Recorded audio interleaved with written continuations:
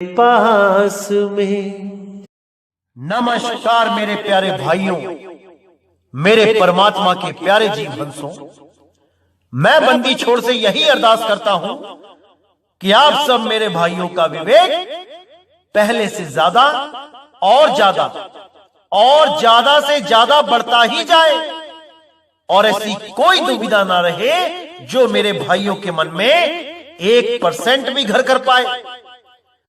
हर बात मेरे भाइयों को एकदम समझ में आने लग जाए, एकदम क्लियर होती चली जाए।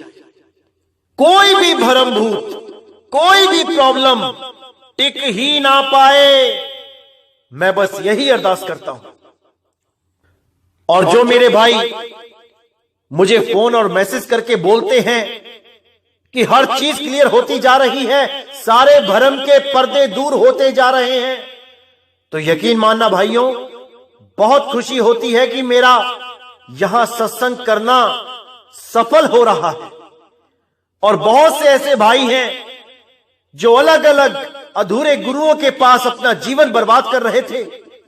इस मूल ज्ञान को समझने के बाद उनकी ऐसी जागृति हुई है कि 50-50 साल पुराने गुरु को त्याग के आज इस मूल ज्ञान को समझ रहे हैं।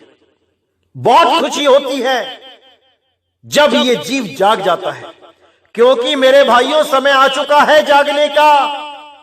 यही समय है जागने का। इसी समय के लिए सब संतों ने पूरी महिमा गाई थी कि एक ऐसा समय आएगा जब पूरे विश्व में सतनाम का डंका बजेगा, शब्द गुरु के नाम का डंका बजेगा। और वो यही समय है मेरे भाइयों। तो मैं हमेशा यही अरदास करूंगा उस मालिक से कि आप सब मेरे भाइयों को सत्य और असत्य में निर्णय करने की शक्ति, विवेक शक्ति वो मालिक बख्शता रहे और आपका पूरा विश्वास सत्य के साथ जुड़ा रहे, क्योंकि सत्य ही साहिब है, सत्य ही साहिब है। तो मेरे भाइयों, आज हम जो वाणी लेंगे बहुत इंपॉर्टेंट वाणी है, कबीर सागर से लेंगे। और उन लोगों के लिए ये वाणी लेंगे जो लोगों को ये कह के भ्रमित करते हैं कि शब्द बड़ा नहीं है, कबीर बड़ा है।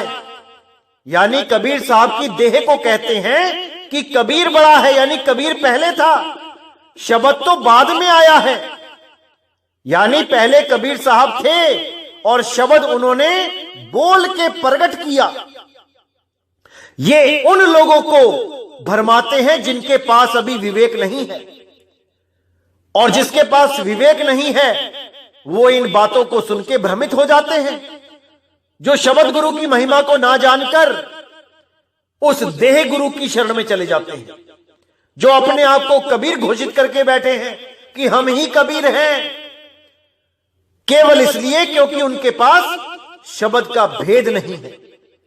ये लोग ये समझते हैं कि कबीर से पहले कुछ नहीं था, कि कबीर साहब ने ही शब्द का उच्चारण किया तो शब्द प्रकट हुआ।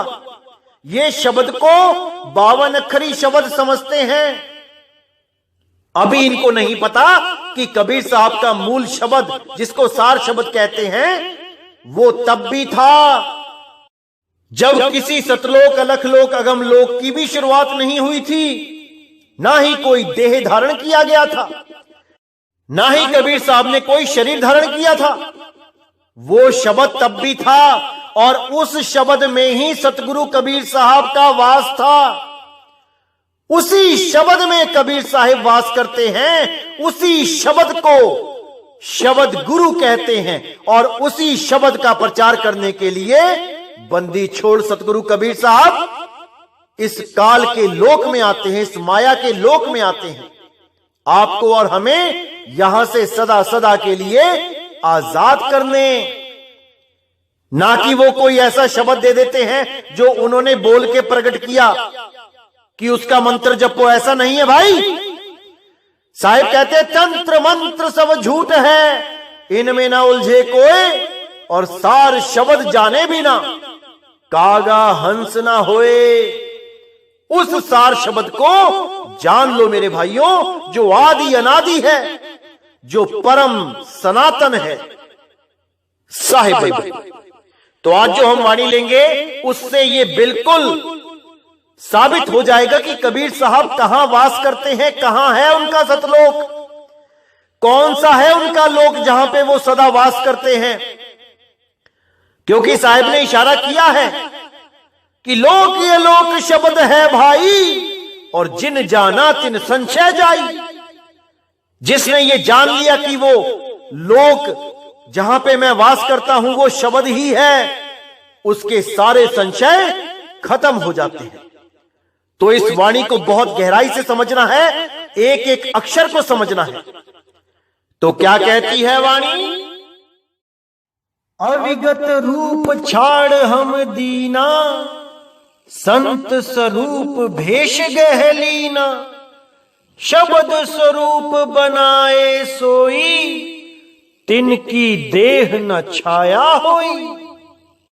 यहां पे साहिब बताते हैं कि अविगत रूप छाड़ हम दीना, यानी वो शब्द स्वरूप जो उनका निज स्वरूप है उसको उन्होंने छोड़ के संत स्वरूप भेष गहलीना, वो संत स्वरूप में भेष बना के इस तीन लोक में आ गए, इस मृत्यु लोक में आ गए, हम सबको ज्ञान समझाने। तो कहते हैं शब्द स्वरूप बनाए सोई, तिनकी देह न छाया होई, कि जो शरीर उन्होंने यहां पे आके बनाया वो भी कोई 5 तत्वों का नहीं था कि उसकी कोई छाया होगी। उस शरीर की छाया नहीं थी, वो विदेह स्वरूप थे, शब्द स्वरूप थे। तो कहते हैं 5 तत्व तीनों गुण नाही, धरी देह तब बसत युग माही, सत्य नाम हम नाम धरावा, सब जीवन को संग लखावा। यानी 5 तत्व 3 गुणों की मेरी देह नहीं थी, इन सब से न्यारी मेरी देह शब्द स्वरूपी होती है, जो जन्म मरण में नहीं आती। उसी देह में मैं युगों युगों तक आकर ज्ञान समझाता हूं और इस जीव को यहां से मुक्त कराता हूं। और किस नाम से मुक्त कराता हूं? सत्य नाम हम नाम धरावा, सब जीवन को संग लखावा।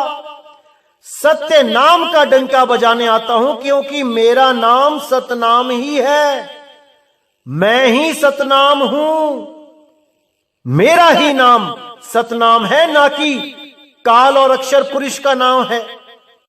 कि कोई कहे ओम और सोहम सतनाम होता है, अरे नहीं भाई, सत्य नाम हम नाम धरावा, मैं ही सत्य नाम हूं, सब जीवन को संग लखावा। सब जीवों को मुक्ति दिलाने के लिए आता हूं, उस सतनाम का लखाव कराने। या विधि अज दे धर लीना, सबको आए सिखावन दीना, तब पुन जगमो संग लखाई, निर्गुण मता सबे समझाई। तो कहते हैं या विद अज देह धर लीना। अज देह मतलब अजन्मी देह, जो जन्म मरण से न्यारी है। या विद अज देह धर लीना, सबको आए सिखावन दीना, यानी उस देह को धारण करके मैं यहां पे सबको ज्ञान समझाने, ज्ञान सिखाने आया हूं। तब पुन जगमो संग लखाई, निर्गुण मता सबे समझाई। तब पुन जगमो संग लखाई, संग यानी साथ, उस शब्द का साथ, उसका लखाव करना। निर्गुण मता सबे समझाई, जितने भी ये त्रिगुण माया है उन सब से ऊपर, उन सब से न्यारा, 16 गुणों से भी ऊपर जो आत्म स्वरूप है, जिसको शुद्ध चैतन्य स्वरूप कहते हैं, उसका मता लखाने आया हूं। जो जीव संग शब्द की पाई, जीव संखन लोक पठाई। प्रथम ही सतयुग में जब आए, सत्य नाम तब नाम धराए। यानी जो भी जीव शब्द का संग कर लेगा, वो मुक्त हो जाएगा।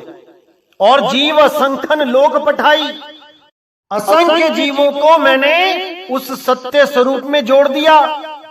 और कुछ लोग क्या कहते हैं, कुछ गुरुआ लोग क्या कहते हैं कि कबीर साहब सुबह को नाम देते थे और शाम को जीव भूल जाता था।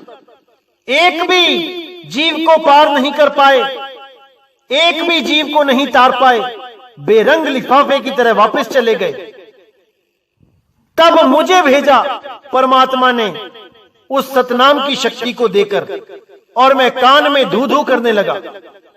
ऐसे ऐसे गुरु बैठे हैं भरमाने के लिए। देखिए क्या कहते हैं, जीव असंख्यन लोक पठाई, असंख्य जीवों को लोक में पठा दिया, यानी असली स्वरूप लखा दिया। प्रथम ही सतयुग में झम आए, सत्य नाम तब नाम धराए। जब मैं सतयुग में आया तो सतनाम से ही आया, मैं सत सुकृत नाम से आया, सतनाम ही दिया मैंने लोगों को। तब हम जीव असंख्यन तारे, तब मैंने असंख्य जीवों को तारा। उसके बाद देखिए, त्रेता माही बहुर हमें आए, मुनि कह बोध मुनिंद्र कहाए। कोटिन जीव को संग लखाए, एतिक जीव को तब मुक्ताए। यानी करोड़ों जीवों को त्रेता में तार दिया। और कुछ गुरु क्या कहते हैं कि कबीर साहब तार ही नहीं पाए, सुबह को नाम देते थे, शाम को भूल जाता था जीव। ऐसा भ्रमित कर दिया इन लोगों ने कि क्या बताऊं। तो यहां पे साहेब ने पूरा भेद खोला है कि लाखों करोड़ों जीवों को पार करा चुके हैं, लेकिन ये गुप्त भेद है। ये जितने भी अधूरे गुरु हैं, ये गलत इंफॉर्मेशन देके जीवों को भरमाते हैं कि कबीर साहब तो एक जीव भी नहीं ले जा पाए सतलोक तीनों युगों में, इसीलिए मुझे भेजा है कि अब मैं लेके जाऊंगा सबको। ऐसे भ्रमित करते हैं ये लोग। और शब्द के नाम पे क्या देते हैं ये, शिष्य को पास बुला के सिर पे हाथ रख के सतगुरु चरण कमल भवे नमः इतनी जल्दी बोल देते हैं कि पता ही नहीं लगता चेले को कि क्या बोल दिया महात्मा जी ने।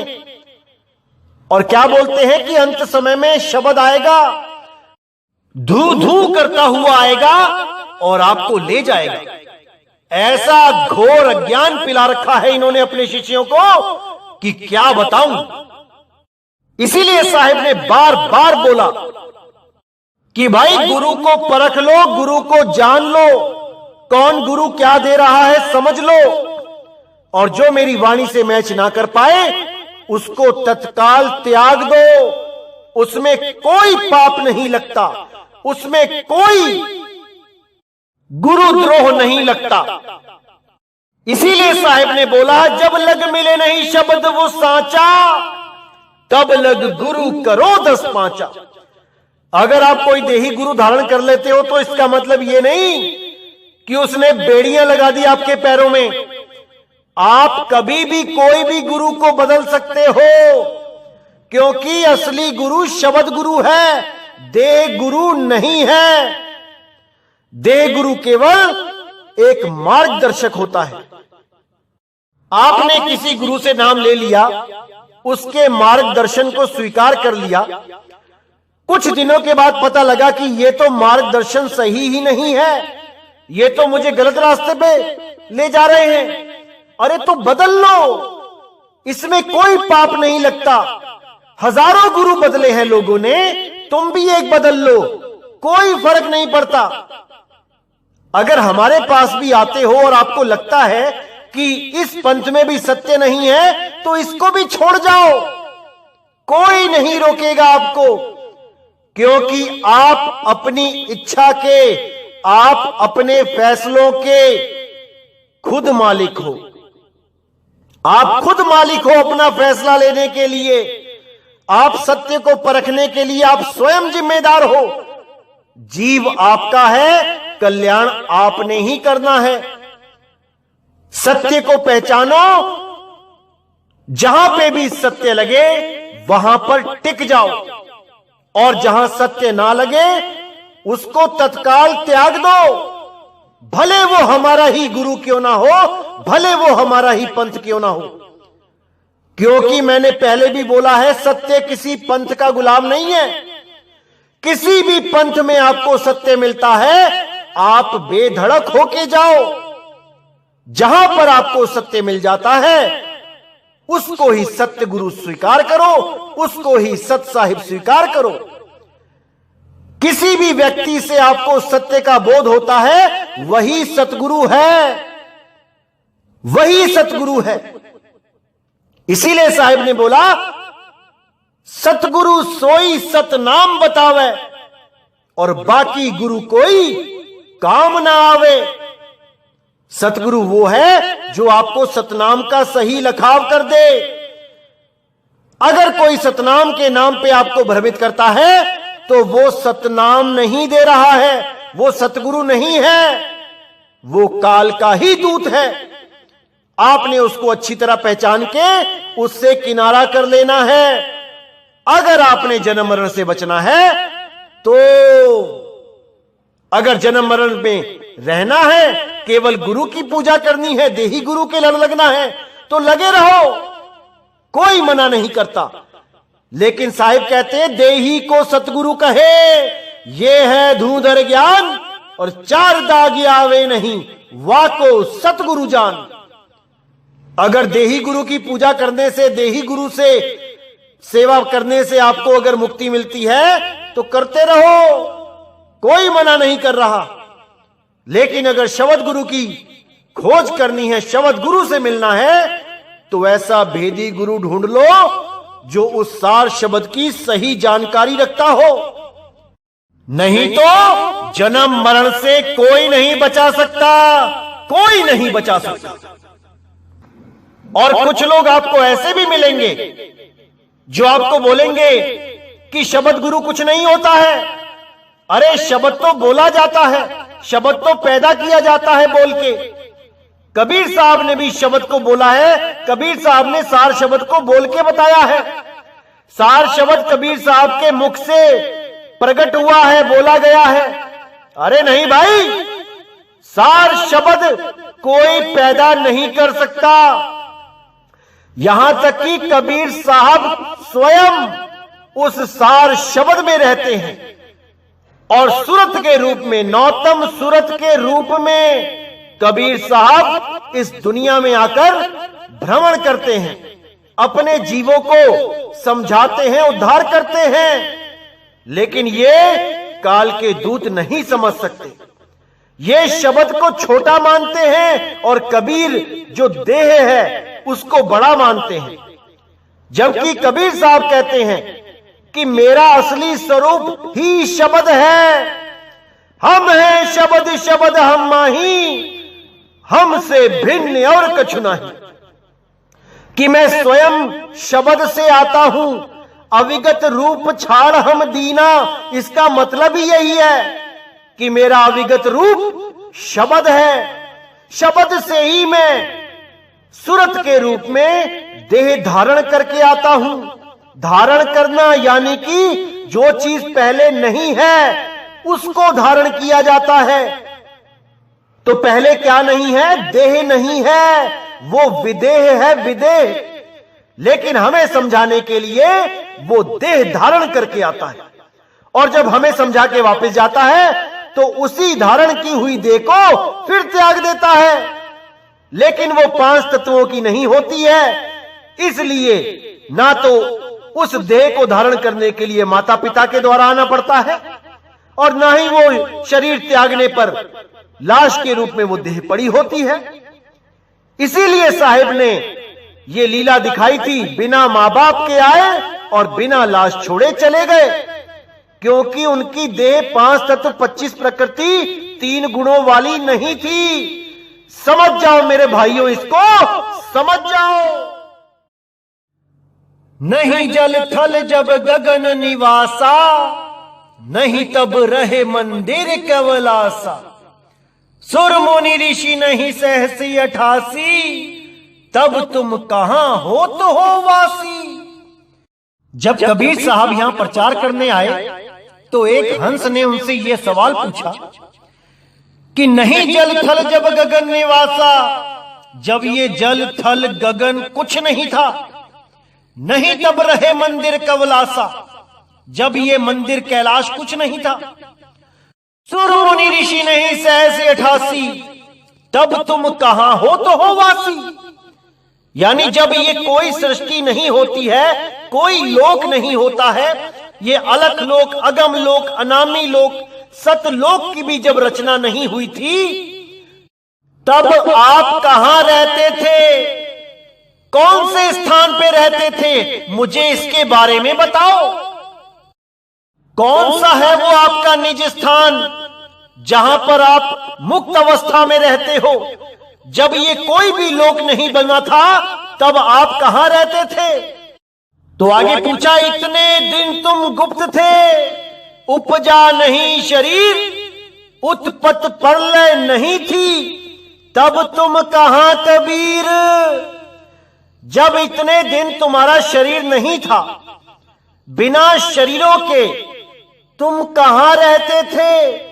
जब उत्पत्ति प्रलय भी नहीं थी, जब कोई उत्पत्ति ही नहीं हुई थी, तब तुम कहां थे? मुझे वो स्थान बताओ। तब साहिब बोले, आदि अंत तब ना होता, नहीं न बोल शरीर, शब्द स्वरूपी वीरवा, तहां हम बसे कबीर। यानी जब आदि और अंत भी नहीं था, जब कोई शुरुआत भी नहीं हुई थी, ये 5 तत्व, 25 प्रकृति, 3 गुण भी नहीं थे, नहीं ये कोई बोल, यानी जो शब्द हैं जो बोले जाते हैं, नहीं ना बोल शरीर, ना ही शरीर था, तब कुछ भी नहीं था। तब हम कहां रहते थे? शब्द स्वरूपी बीरवा, तहां हम बसे कबीर। उस शब्द स्वरूप में रहते थे, इस देह में नहीं थे।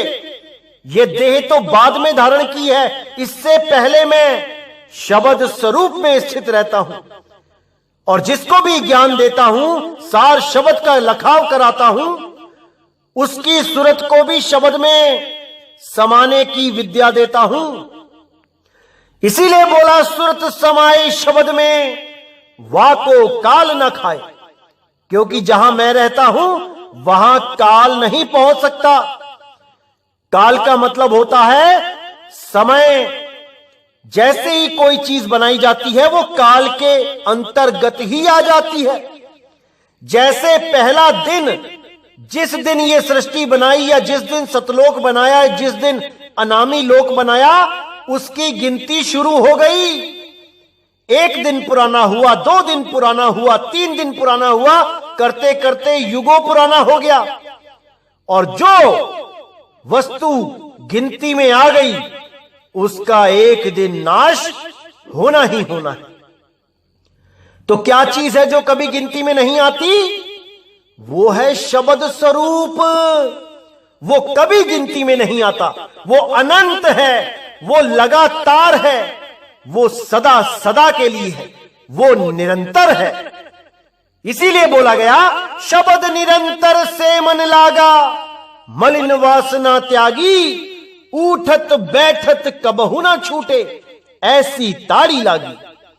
यानी उस शब्द की बात करो भाई, जो निरंतर है, जो टूटता नहीं है। जो तुम लोग शब्द का जाप कर रहे हो, ये तो टूट जाता है। और जो लोग गले से निकलने वाली आवाज को ही सार शब्द मान के बैठे हैं, वो भी टूट जाती है। कितनी देर तक आ बोलोगे? कितनी देर तक? क्या सदा सदा अनंत समय के लिए बोल सकते हो? अगर नहीं बोल सकते हो तो ये कह आकार काल का ही रूप है, समय का ही रूप है। और जो लोग गले से निकाल के आ देते हैं, सार शब्द के नाम पे झंडों पे आ लिखवा लेते हैं, वो सब इसी काल के हद में रह जाते हैं, वो कभी मुक्त नहीं हो सकते।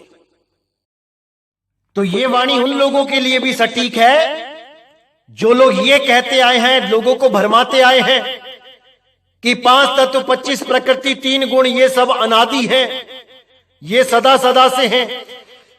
ऐसा नहीं है भाई, ये सदा सदा से नहीं है। सदा सदा से अगर कोई है तो वो केवल एक है, और वो शब्द गुरु है जो सदा सदा से है। अनंत है। इसी के लिए बोला कि दो जगदीश कहां से आया, कहो कौन बोराया। कितने ही यूट्यूब चैनल देखिए जो कहते हैं कि ब्रह्म भी और आत्मा भी ये दोनों ही अनादि है, दोनों ही अक्षर हैं। ऐसे लोगों को मैं क्या बोलूं, दो को जगदीश बना दिया इन लोगों ने कि दोनों ही शुरू से हैं और अंत तक रहेंगे। ऐसे लोगों को तत्काल त्याग देना चाहिए जो लोगों को भ्रमित करते हैं। परमात्मा एक है, एक ही रहेगा। वो शब्द गुरु एक है, एक ही रहेगा। उसका मुकाबला कोई नहीं कर सकता। वो अनंत है, वो स्वयं से है, वो किसी के द्वारा पैदा नहीं किया जा सकता और ना ही उसका कभी अंत होता है। इसीलिए नानक साहब ने कहा आदि अंत एको अवतारा, सोई गुरु समझियो हमारा। कि मेरा गुरु तो वो एक है जिसका कोई आदि और अंत नहीं है। वो सदा सदा से है, अटल अविनाशी है। मैं केवल उसको गुरु मानता हूं। तो इसी को अच्छी तरह समझना है मेरे भाइयों, क्योंकि भरमाने वाले बहुत आएंगे, कोई गिनती नहीं इनकी। लेकिन आपने विवेक को ऐसे जगा के रखना है कि कोई आपको लूट ना जाए। गली गली में बैठे हैं लूटने के लिए, लेकिन आपने जागते रहना है। जो जागता रहेगा वो बचा रहेगा और जो सो जाएगा उसका सब कुछ खो जाएगा। इसलिए मेरे भाई हमेशा जागृत रहो। साहिब ने इसीलिए बोला कहे कबीर सुनो भाई साधो, जागृत कीजिए ठौर, मुसाफिर जाग जरा, तेरी गठरी में लागा चोर। तो भाई ये चोर हमारी गठरी को लूट के ना ले जाएं, इसलिए हमने अपने विवेक को सोने नहीं देना है, हमेशा जागे रहना है। तो इसी के साथ मेरे भाइयों ये सत्संग यहीं समाप्त करता हूं और अगला सत्संग बहुत जल्दी आएगा। तब तक इन सत्संगों को बार बार सुनिए, लगातार सुनिए, ताकि हर चीज आपको पूरी समझ में आने लगे। और बार बार सुनने से क्या होता है, और भी गुप्त भेद जो पहली बार में नहीं समझ में आते वो बार बार सुनने से समझ में आने लग जाते हैं। ऐसा ज्ञान प्रकट हो जाता है कि उसके बाद कुछ जानना शेष ही नहीं रह जाता। इसीलिए मेरे भाइयों पूरा विवेक लगाना है, पूरा विचार करना है। इसी का हवाला देते हुए गरीबदास जी भी बोलते हैं, मगर देश को किया पयाना, दोनों दीन डुराया है। घोर कफन हम काठी दीजो, चदरी फूल बिछाया है। गैबी मजली मार्फते ओंडी, चादर बिच न पाया है। काशी बासी है अविनाशी, नाद बिंद नहीं आया है। यानी कि जब कबीर साहब का समय यहां पे समाप्त होने वाला था, 120 साल पूरे होने वाले थे, तो वो काशी को छोड़ के मगहर की तरफ रवाना हो गए और दोनों दीन वहां पहुंच गए अपने गुरु के अंतिम दर्शन करने के लिए। तो जब कबीर साहब ने वहां पे लीला करी, सबको बोला कि आप बाहर रहो और मैं अंदर जा रहा हूं। जब वो झगड़ा करने लग गए, हम जलाएंगे, हम दफनाएंगे, तो कबीर साहब अंदर चले गए और अंदर अपने ऊपर चादर ले ली। जैसे ही चादर ली तो बाहर क्या आवाज आई कि खोलो पर्दा है नहीं मुर्दा, मिथ्या युद्ध कर डाला।